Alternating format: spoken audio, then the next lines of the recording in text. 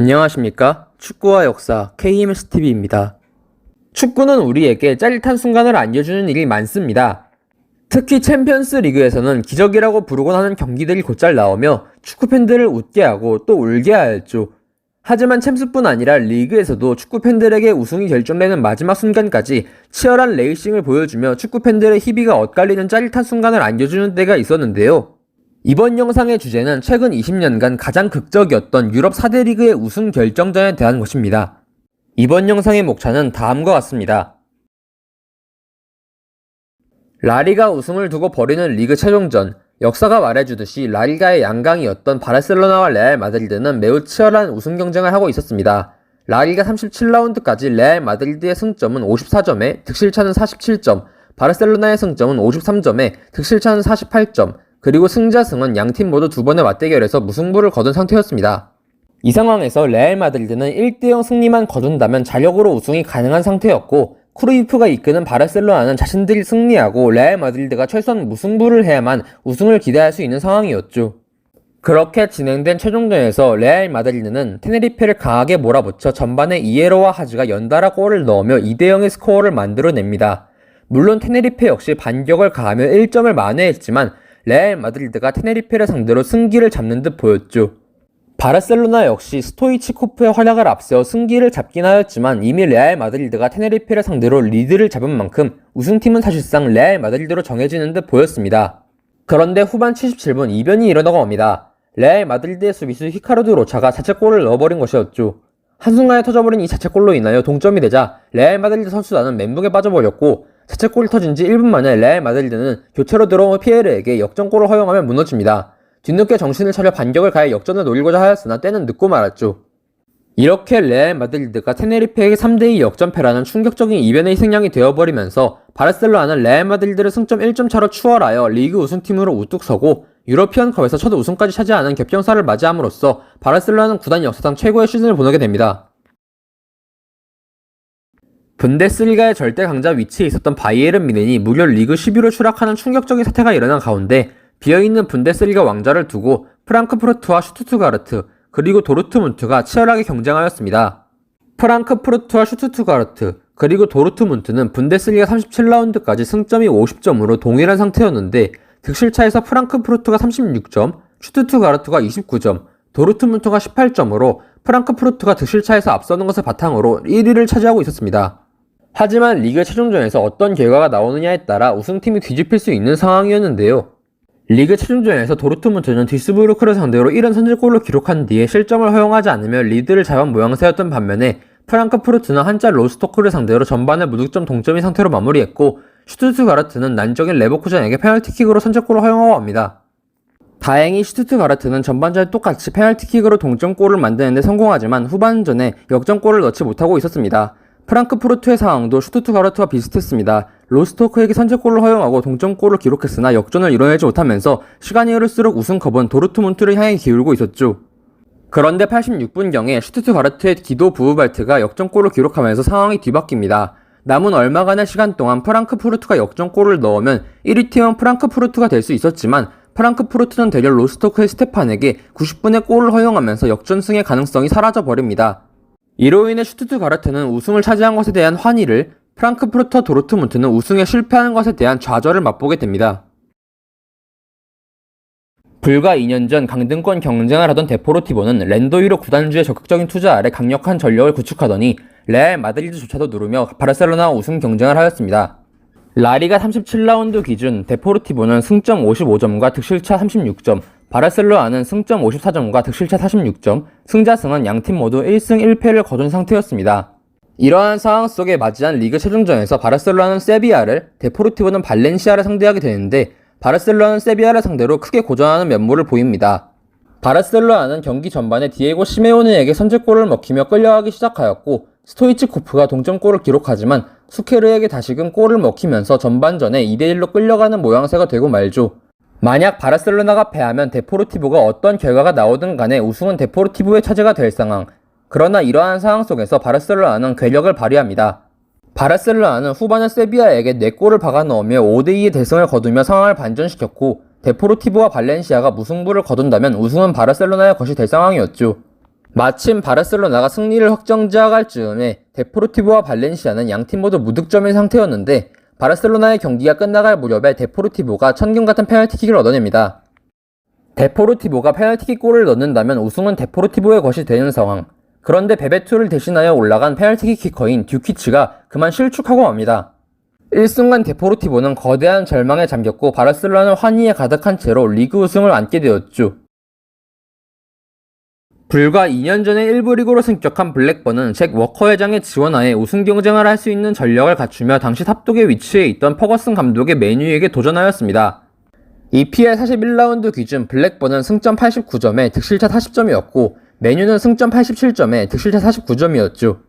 리그 최종전에서 블랙번은 UEFA컵 출전권을 위해 동기부여가 충만한 리버풀의 홈구장 안필드로 원정을 떠나는 반면 맨유는 웨스트햄을 상대하게 되었습니다. 블랙번은 본인들이 무승부를 거두고 맨유가 웨스트햄을 누를 경우 득실차로 인해 맨유에게 리그 우승을 내줄 수 있었기에 리버풀을 꺾어야만 우승을 할 수 있다고 생각하는 상태였죠.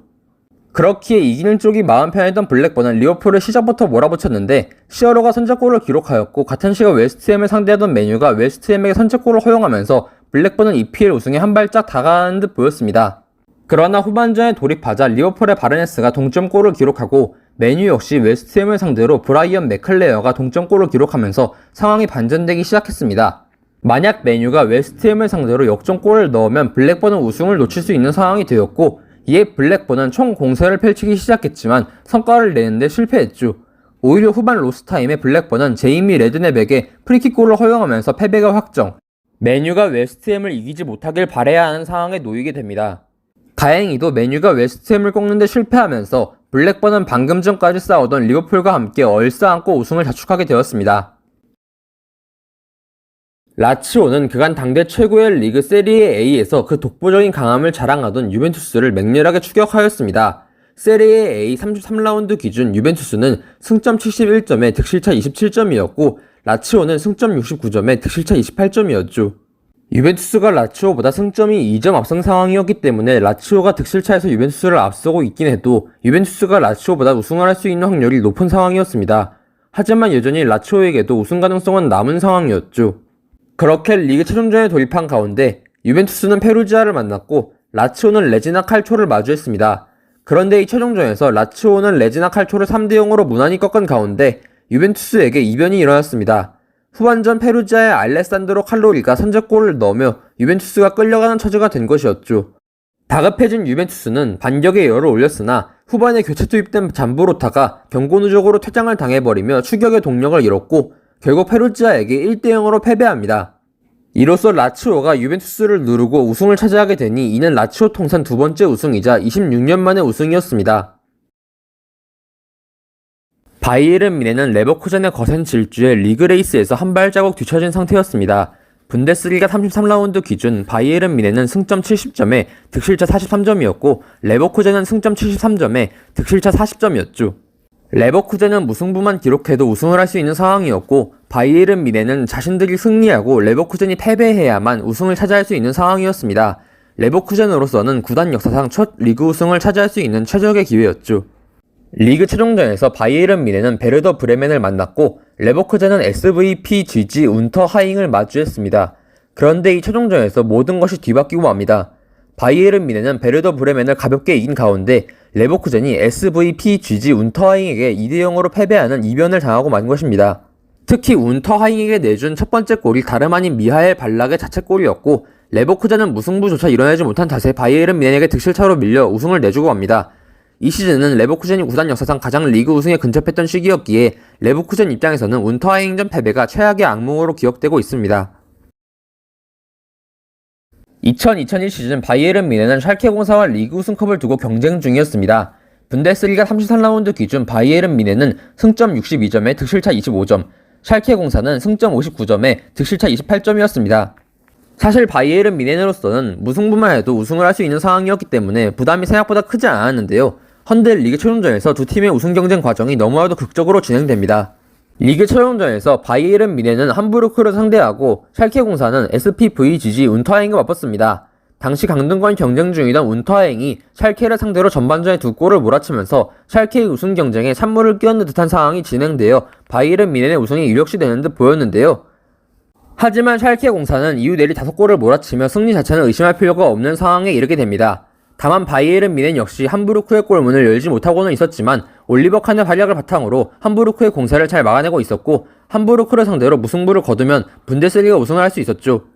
그런데 후반 45분 함부르크의 세르게이 바르바레즈가 올리버 칸을 뚫고 헤딩골을 기록하면서 상황이 급변합니다. 당시 바이에른 뮌헨과 함부르크의 경기는 바하나투 촉소동으로 인해 경기가 좀 지센 상황이었기 때문에 샬케 공사 팬들은 자신의 팀이 승리를 거둔 상태에서 이 소식을 경기장에서 듣게 되었고 샬케 공사는 경기 종료 시간이 얼마 남지 않은 만큼 자신들이 우승할 것이라 믿어 의심치 않게 됩니다.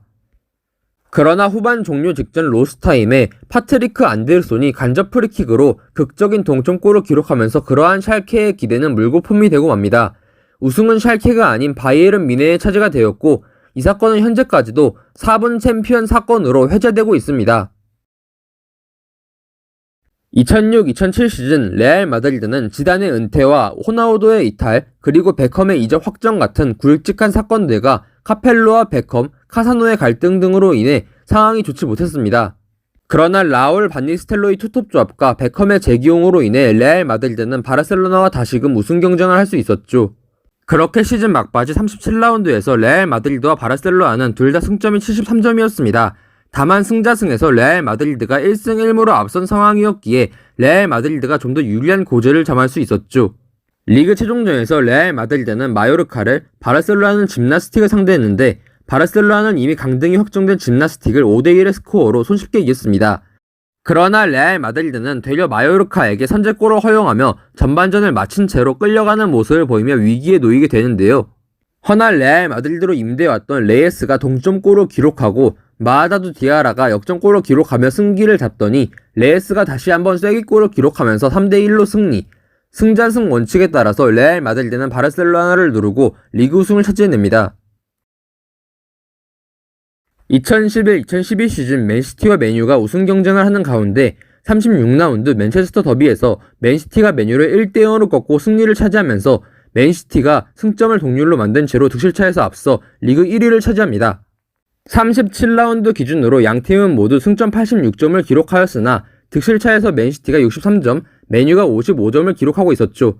그러던 가운데 리그 최종전에서 맨유는 썬더랜드를 마주하였고 맨시티는 강등권 경쟁 중이던 퀸즈파크 레인저스와 마주하였죠. 맨유가 루니의 골로 썬더랜드를 1대0으로 리드하는 동안 맨시티 역시도 사발레타의 선제골로 퀸즈파크 레인저스를 상대로 리드하며 전반을 끝마쳤습니다. 그런데 후반전에 퀸즈파크 레인저스가 무지막지한 기세로 맨시티에게 반격을 가하기 시작하더니 지브릴 시세와 제이미 맥키가 연달아 골을 터뜨리면서 스코어를 역전, 맨시티는 2골을 넣고 재역전을 시키며 승리를 거둬야만 우승할 수 있는 상황에 놓이게 되었는데요. 퀸즈파크 레인저스에서 조이 바튼이 퇴장을 당했기에 맨시티는 그야말로 파산 공세를 펼쳤으나 후반전이 거의 끝날 시점까지 동점골조차 터지지 않고 있었습니다. 그렇게 후반 정규 시간이 끝나고 로스타임이 주어지게 되는데 여기서 맨시티가 경기를 뒤집어냅니다. 에딘 제코가 동점골을 기록해내더니 93분에 아구에로가 기적적인 역전골을 기록하면서 3대2로 스코어를 역전시켜낸 것이죠. 경기는 그대로 종료되면서 맨시티가 승리를 차지하게 되었고 이로 인해 맨유의 경기 결과와 상관없이 맨시티는 44년 만에 리그 우승을 차지하게 됩니다. 준비한 내용은 여기까지입니다. 시청해주셔서 감사합니다.